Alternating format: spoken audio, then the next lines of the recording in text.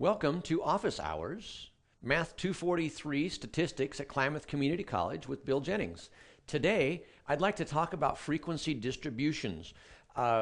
Frequency distributions are basically a way of us being able to put a set of data into classifications and then count the number of occurrences that happened within that classifications. Frequency distribution, frequency, how many, happened in a given set of range or classification area. I've got a problem picked out for us from our textbook that is a measurement of home voltage data that has a range of data given here. So 40 different measurements with the data set on the left, and a set of directions that says construct a frequency distribution for home voltage measurements, begin with a lower class limit of 123.3 and use a class width of 0.2. Now, I think the easiest way to understand these class limits is to look at a number line. If we were to take and draw a number line and say, okay, there's some set of values, and we'll on our number line, let's start with 123.3, and then there maybe is a value of 123.4 and a value of 123.5, and maybe there's actually a value even before a 123.3. The number line's continuous back and down the line. And let's go one more time at 123.6. Voltage measurement is a continuous measure. It's a classification of data that would be continuous, not discrete. It would be continuous because while the measurement might have been 124, it's just as accurate as a measurement device. It could have been 124.1, but that measurement device made it 124.1. And so we could, in theory, we could kind of have data points of actual voltage that would be, all over this number line of, maybe there's two that fit right on the same spot. But this voltage, it could be all over the place on this number line. And I want to try and count the ones that happened between 123.3 and some range of values that I need to get between for this width. So let's get these guys out of here and look at what potentially we can think about with this 123.3 and a width of 0.2.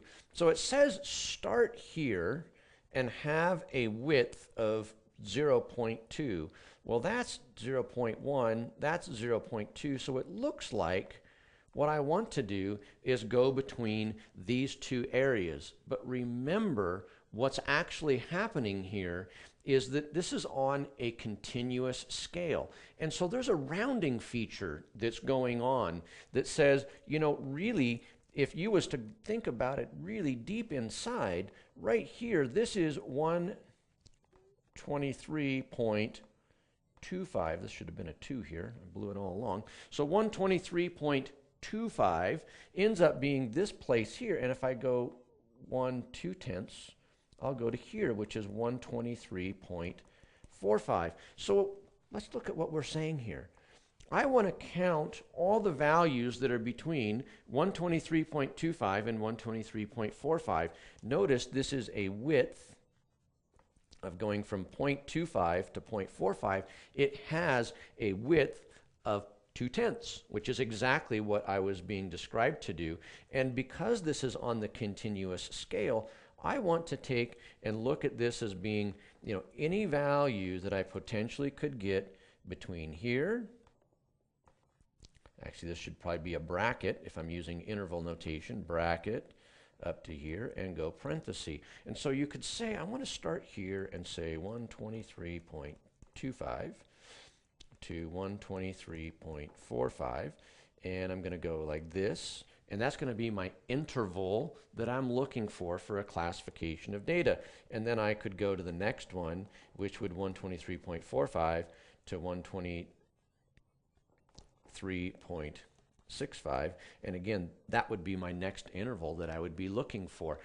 That's the math way down deep, understanding interval notation of, what am I looking for? Well, we would take a number such as, let's look at this one for example, 123.4, and I'd say, okay, 123.4, in which interval does it go? It goes in this interval, so I'll count it as a frequency. So far, one of those has happened. I'd go here, 123.3. I'd bring it over, and I'd say, which interval does it go into? Well, it goes into this interval. I'm sure I can find one in here. There's a 123.5. 123.5. Hey, that fits in this interval, so that would be one that would count here. And I would just go down the list and check each one of them. I haven't built all the intervals, so they wouldn't all fit. That's what we're really doing with a frequency distribution. That's how the pieces get there. You can do it by hand. It's an awful lot of work to do it by hand, but understanding the background is very important so we know what we're actually trying to do here. So let's erase the ink, get rid of the number line now that we understand what's going on there, and let's take it and put it in Excel and let Excel do the counting for us automatically. So now that we've got rid of the ink, let's go ahead and put it into Excel and let Excel do some work for us.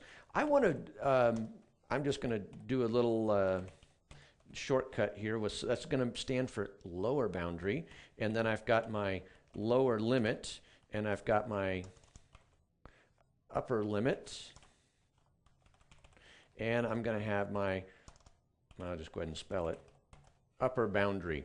So I have these places that we spelled them out on the number line just a moment ago, and we had that lower boundary of being 123.25, which then made a lower limit of 123.3 and an upper limit of 123.4 and an upper boundary of 123.45.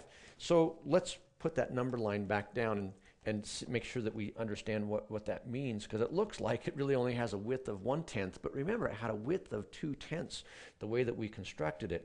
We started off with that 123.3 and the 123.4, and remember what we had going on is we said we needed to work between that much area because there's a rounding effect on that continuous scale that said if the true measurement was as low as 123.25, it would have actually rounded up to 123.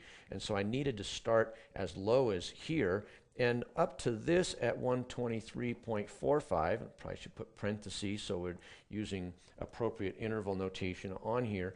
The 123.45, if it was 123.449 in that case, it would have rounded down to 124. And so it's amazing to think of it that even though this is only 1/10 apart, because of rounding, it actually is going to include 2/10 of area.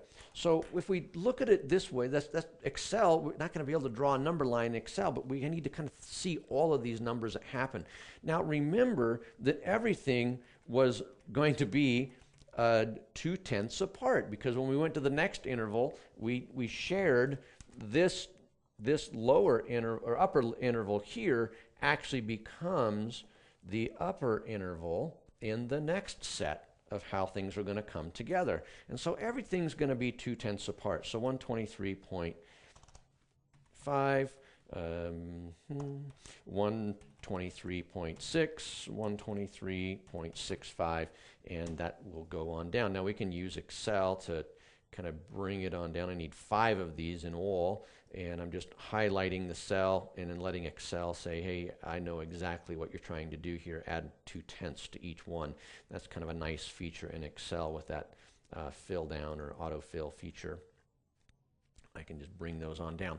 Now, with that said, Excel will do the counting for me. Now we kind of started off looking at it and we said, okay, 123.8, where does 123.8 fall into here? Well, 123.8 falls within this interval. Remember, we're kind of looking at it as parenthesis bracket. 123.8 would be there, so I could count 123.9. When I grab 123.9, it actually fits within this interval, so I'll put a 1 there, and I can take this one and I would make another one of those, and 123.3, that actually fits inside of this interval, so I'm going to put a 1 there, and I can just continue on down the line. Now that'd be doing it by hand. It can be done that way with 40 pieces of data. It wouldn't be the end of the world. But data sets come in large sizes, so we want to let Excel do some fast thinking for us. So let's clear that ink out of there and let Excel do the work for us. Now in Excel, there is on the data ribbon, there's this data analysis feature. Now if in your version of Excel you do not see the data analysis here right now, it is an additional add-in to a feature in Excel. So you want to go over to the File tab, and on the File tab you have an Options. Under the Options, when the options come in, notice there's an add-in over here on the left. Click on the add-in, Manage Excel Add-ins. Manage Excel Add-ins down here at the bottom, and then you want to give it the go. And what we need to make sure we've added in down here is this Analysis Toolpak. Now I already had the checkbox, so mine was there. If you didn't see it, this checkbox will be empty. Click the checkbox, give it the OK, and the Data Analysis feature will appear here on your data ribbon across the top. When we click on the Data Analysis, then we want to use the histogram feature. Now the histogram is actually going to be the bar chart that you would create from a frequency distribution. So we're right on the brink of making that breakthrough. But histogram is where we're going to need to let Excel do the counting for us. Hit the OK button. You'll see an input range. The input range is a fancy name just for asking you what is the data that you want to crunch. So the input range, notice that the box is highlighted and blinking.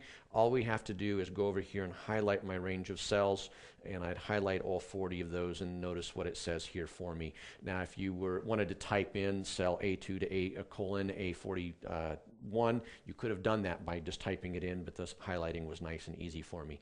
Bin range. Now bin is Excel trying to understand what is it? I want to label a bin, and I want to go get the data and stick it in a bin and then count it. And so what Excel needs to see here is this upper boundary and this range of upper boundaries, because it's basically saying, what are the ranges that you need me to count up to and stuff something in a bin? So the bin is going to be your upper boundary there. Now you can put the data, you can put the output of the final counts wherever that you want them to go. I'm going to go ahead and let them put them right back on this same sheet instead of a new worksheet. When you do click on this radio button output sheet, notice it kind of blinks and then it re-highlights your cell up here. If you start clicking someplace on the screen now, you're going to readjust this, so make sure you click back into this box before you tell it where to go. Now I'm going to click here so it goes right where I want it to go, and you'll see why in just one second. Now if I wanted to make a chart out of it, a bar chart, I would click on this, but I'm not ready for that yet. That'll be something we do in future. So let's go ahead and hit OK and see what we get. I get a bin and I get a frequency. So look what Excel did for me. Excel took and went across this set of data. Now mind you, it was only 40, but if it had been 1,000, Excel would have done it for me for 1,000 or 10,000 in just about the same length of time, at least the blink of an eye that I would have. And notice it says in the bin 123.45, which means all of these little count guys down here, you had 10 occurrences. And in the bin of 123.65, really meaning area here, you're going to get 10. So between 123.5 and 123.6 inclusive, there was 9 occurrences. And so this is how we would get that frequency chart. Now we can kind of clean this up, so to speak. We could take and copy this and put it down here and take my frequency and copy it and put it down here, and that would be a chart that might look clean to me. Maybe if I wanted it to look, Excel's getting kind of fancy now. If you do it 124.4, if I do it twice, 123.5, look at it, it gets pretty smart about what you're trying to do, and it will do that flash fill down, and you can let it do that flash fill for you. And we end up with this set of ranges. I can copy that frequency again, and it's good.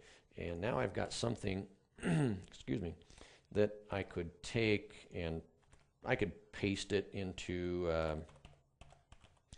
maybe I want to put it into some kind of a worksheet, Word document, and right there is going to be my answer. So notice that between the voltage of 123.4 to 123.3 to 123.4, there was 10 occurrences. This is a frequency distribution. It was 10 occurrences that happened even though they were in some form of random fashion.